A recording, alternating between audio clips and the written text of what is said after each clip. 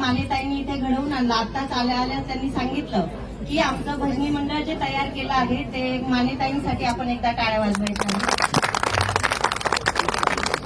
मी तर एक सूक्ष्म असा या भक्तीचा भाग आहे आणि परमेश्वराला मी विनंती करते की आमची सर्वांची सूक्ष्म अशी भक्ती तुम्ही आमच्या वतीने किंवा आमच्या सर्व कुटुंबियांनी स्वीकारावी.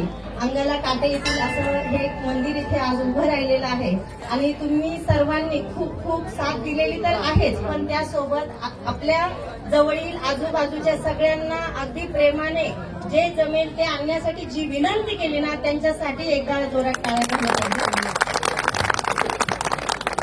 मंदिराच्या कामासाठी सहभागी असलेले सर्वांचे मी स्वागत करते, अभिनंदन करते आणि त्यांच्या सर्वांच्या सहकार्याने या कार्याला जी गती मिळाली त्या खऱ्या अर्थाने धुमाळ काकांनी तर ही केली मेहनत फार आगळी वेगळी